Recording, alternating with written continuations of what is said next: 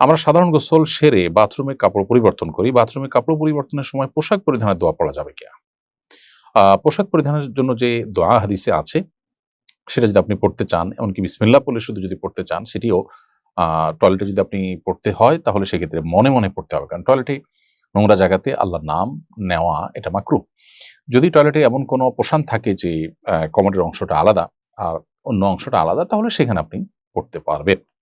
লিখেছেন, আমি একটি মসজিদে মুয়াজ্জিনের দায়িত্ব পালন করছি। মসজিদ কমিটির লোকদের মধ্যে মুয়াজ্জিনকে দোষারোপ করার প্রবণতা ব্যাপক। নানা বিষয়ে তারা অহেতুক দোষারোপ করে থাকে। মুয়াজ্জিনের দায়িত্ব ছেড়ে দেওয়ার কথা ভাবছি, আপনার পরামর্শ কামনা করছি। ভাই আব্দুর রহমান, মুয়াজ্জিনকে আল্লাহ রাব্বুল আলামিন যে মর্যাদা দেবেন বলে বিভিন্ন হাদিসে বর্ণিত হয়েছে, কিয়ামতের ময়দানে তাদের মাথা থাকবে সবার উঁচু, তাদের ঘাড় থাকবে সবার চাইতে উপরে উঁচু, এবং এগুলো দেখে, তাদের এই দৃশ্য দেখে যেকোনো মানুষ অনুমান করতে পারবে, ধারণা করতে পারবে যে তারা পৃথিবীতে মুয়াজ্জিনের দায়িত্ব আঞ্জাম দিয়েছেন। এছাড়াও মুয়াজ্জিনদেরকে আরো বিভিন্নভাবে সম্মানিত করবার কথা হাদিসে বর্ণিত হয়েছে। আল্লাহর সন্তুষ্টির উদ্দেশ্যে যদি কেউ মুয়াজ্জিনি করেন, তাহলে সেক্ষেত্রে যে পরিমাণ সওয়াব এবং বিনিময় এবং সম্মান আল্লাহর তরফ থেকে পাওয়া যাবে, সেই আশায় একজন ঈমানদার হিসাবে নির্বিচ্ছিন্নভাবে ধৈর্যের সাথে এই কাজটি করে যাওয়ার জন্য আপনাকে আমরা বিনীতভাবে আহ্বান করব। আমরা পরামর্শ দিব মানুষের কটু কথাকে ইগনোর করার। এটা হয়তো আল্লাহর তরফ থেকে আপনার জন্য পরীক্ষা। আপনি জান্নাতের পথকে সুগম করে ফেলছেন, শয়তান হয়তো সেটিকে সহ্য করতে পারছে না, সেজন্য নানাভাবে আপনাকে উত্ত্যক্ত করছে, বিরক্ত করছে অন্য মানুষদেরকে দিয়ে। এই পরীক্ষা আপনাকে টিকতে হবে এবং জয়ী হতে হবে ইনশাআল্লাহ বিইذনিল্লাহ। আপনি আল্লাহর কাছে আজর পাবেন। কে কি বলেছে সেটা চাইতে বড় কথা এবং গুরুত্বপূর্ণ কথা হলো, আপনি আপনার জায়গা থেকে কতটা আপনার এই ভালো কাজটাকে ধরে রাখতে পারছেন। মসজিদ কমিটির লোকেরা মুয়াজ্জিনদেরকে নিয়ে নানা কটু কথা বলা, তাদেরকে চাকরসুলভ আচরণ করা এবং ১০ জন দর্শকের কথা বলা এবং অনবরত চাপ দিতে থাকা, এই বিষয়গুলো আমাদের সমাজে কমন একটা চিত্রে পরিণত হয়েছে, যেটা দুর্ভাগ্যজনক। মসজিদ কমিটির ভাইরা যারা দায়িত্বশীল আছেন তাদেরকে আমরা বলবো, আল্লাহকে ভয় করুন এবং মসজিদের স্টাফদেরকে নিজের ব্যক্তিগত কর্মচারী মনে করবেন না। তারা আল্লাহর ঘরের খাদেম, আল্লাহর ঘরে তারা কাজ করছে।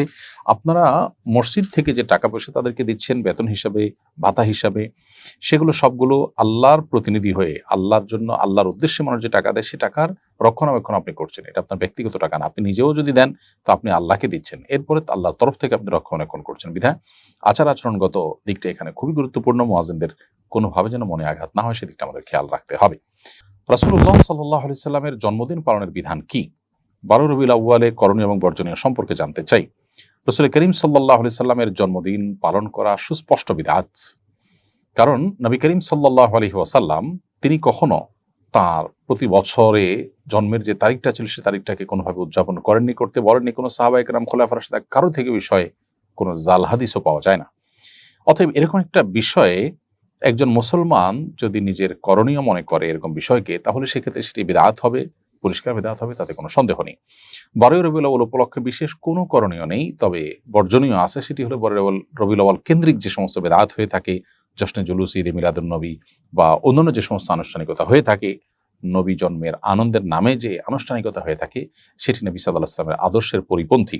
নবী করিম সাল্লাল্লাহু আলাইহি ওয়াসাল্লাম আমাদেরকে বলেছেন যে, খালিফুল ইয়াহুদা ওয়ান নাসারা, ইহুদি খ্রিস্টানরা যা করে তোমরা তাদের সাথে সবসময় ভিন্নতর কিছু করবে। অর্থাৎ ধর্মীয় বিষয় বিশেষ করে তারা যদি কোনো আদর্শ কৃষ্টি কালচারকে ডেভেলপ করে, তোমরা সেই পথে হাঁটবে না।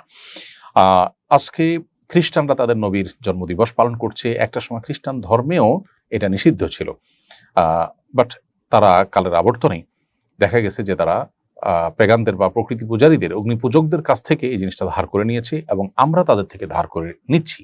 আমাদের স্বকীয়তা, আমাদের যে বৈশিষ্ট্য, আমাদের যে শ্রেষ্ঠত্ব, আমাদের নবীর যে আদর্শ, সেখান থেকে আমরা বিচ্যুত হয়ে যাচ্ছি। একজন মুসলিম গড্ডালিকায় বা স্রোতে তিনি গা ভাসাবেন না, তিনি কোরআন ও সুন্নাহর প্রতি অনুসরণ করে চলবেন। অতএব আমাদেরকে নবী সাল্লাল্লাহু আলাইহি ওয়াসাল্লামের জন্মদিবস কেন্দ্রিক কোনো আনুষ্ঠানিকতায় আমাদের অংশগ্রহণ করা জায়েজ নয়। তাছাড়া ১২ রবিউল আউয়াল এই দিনটিতে নবী সাল্লাল্লাহু আলাইহি ওয়াসাল্লামের জন্ম হয়েছে কিনা, সেটা নিয়ে ইতিহাসবিদদের মধ্যে নানাবিধ মত আছে। নবী সাল্লাল্লাহু আলাইহি ওয়াসাল্লামের রবিউল আউয়ালে মৃত্যু হয়েছে এবং এই তারিখে মৃত্যু হওয়ার কথাও অনেক ইতিহাসবিদরা বলেছেন, যদিও এই বিষয়টা নিয়েও নানা মতভেদ আছে। তাদের কাছে, সাহাবীদের কাছে আসলে এই দিবসগুলোর উদযাপন খুব একটা গুরুত্বপূর্ণ বিষয় ছিল না বলেই এই তারিখ সংরক্ষণ করার পরে তাদের এত বেশি গুরুত্ব আরোপ তারা করতেন না। আজকাল আমাদের দিবস কেন্দ্রিক যে পৃথিবী তৈরি হয়েছে, সেখানে আমাদের কাছে দিবস অনেক গুরুত্বপূর্ণ, সেজন্য আমরা দিবসগুলোকে ওইভাবে সংরক্ষণ করি।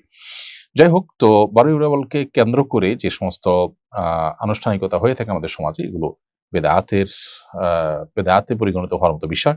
আমাদের যে সমস্ত ভাইরা এগুলো করছেন তারা নবী সাল্লাল্লাহু আলাইহি ওয়াসাল্লামের প্রতি ভালোবাসা থেকেই করছেন। তাদের ভালোবাসার জায়গাটাকে শ্রদ্ধা তো অবশ্যই করি, কিন্তু ভালোবাসা প্রকাশের পদ্ধতি এবং বেদাতের প্রতি ঝুঁকে যাওয়া, এই জায়গা থেকে তাদের সরে আসা উচিত। আল্লাহর খাতিরে, আল্লাহর জন্য, আল্লাহকে সন্তুষ্ট করবার জন্য আমরা তাদেরকে বিনীতভাবে আহ্বান করব।